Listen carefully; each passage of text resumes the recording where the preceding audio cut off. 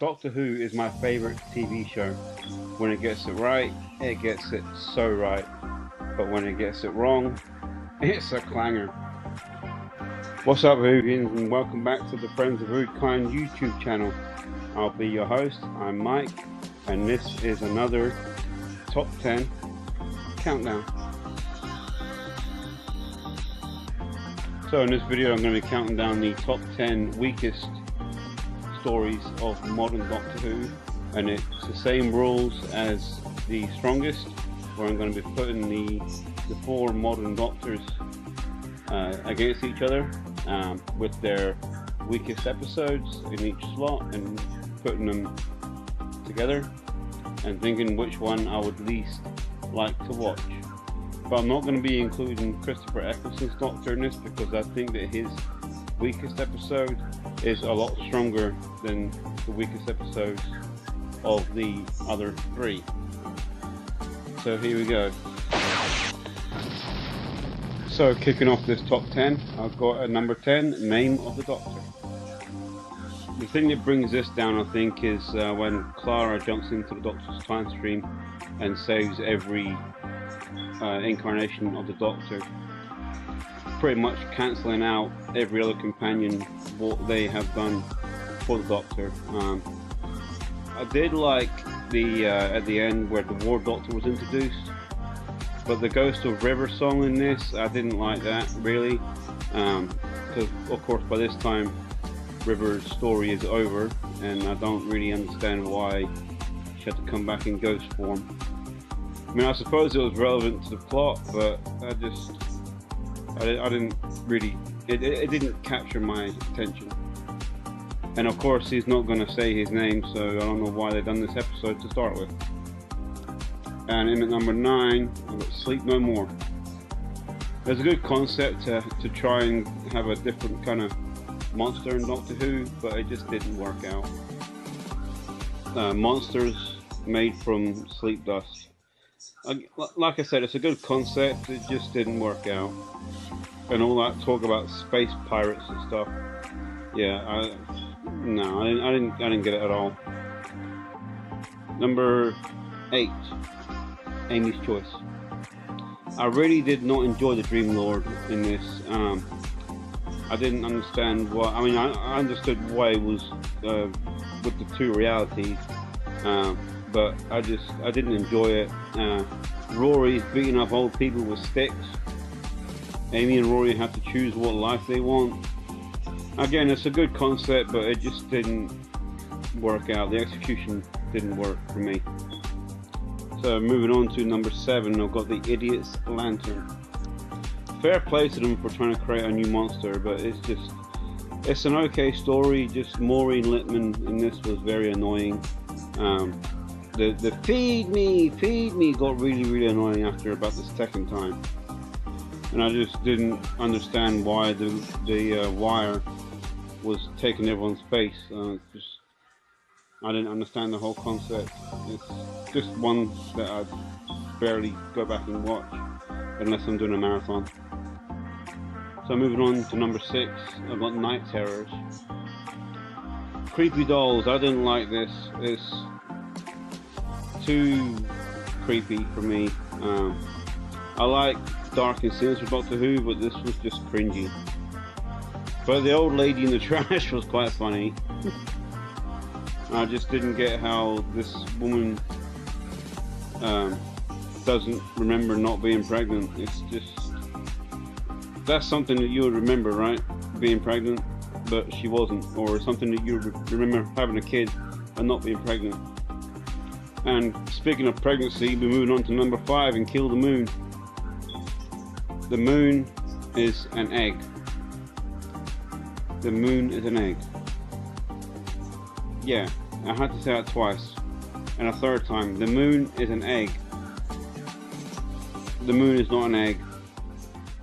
I mean, I get where they're going with this one, but it just didn't work out. And anyway, the Doctor wanders off halfway through this episode. I guess he went to the pub to have a beer and a cigarette. I don't know.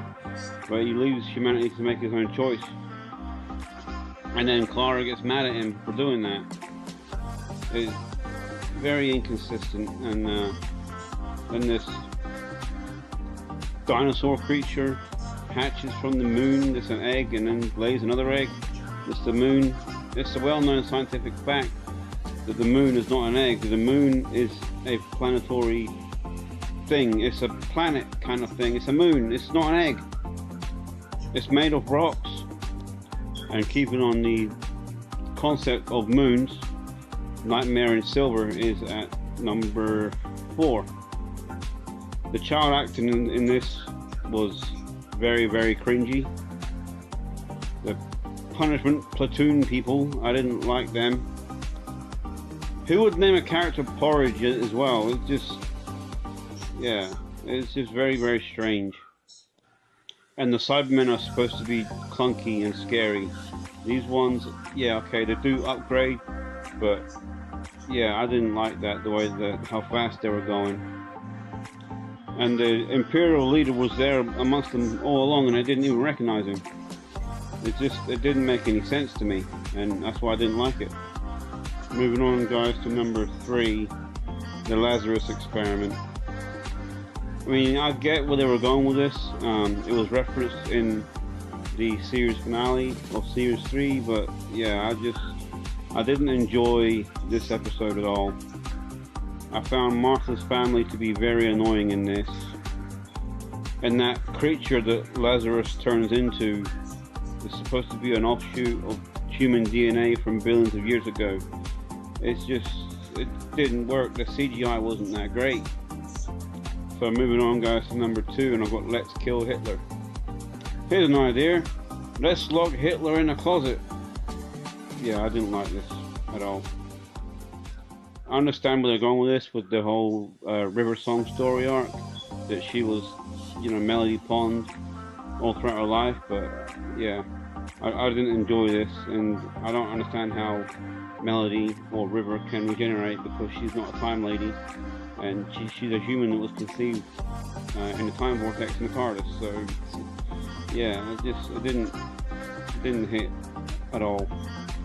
And then those tiny people inside robot people with the antibodies and stuff, I didn't enjoy that one bit. A good concept, but again, the execution failed. I mean, I get where they were going with it, with the whole series finale stuff, but yeah, no.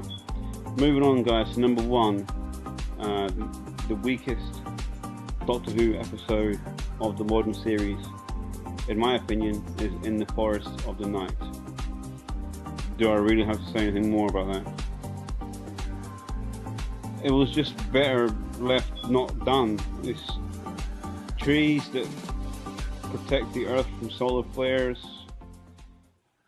It's not very Doctor Who for me. The child acting was very cringy as well, I thought, in this. I mean, I hate being negative, but yeah, it didn't work for me. And the whole Danny Pink thing, I didn't feel anything for Danny Pink throughout Series 8. And it was just, the ending didn't make any sense with that girl's sister coming back for no reason. It'd probably been better if the Doctor went and got her sister and brought her back, but she just appeared out of nowhere, out from behind a tree. It wasn't supposed to be there.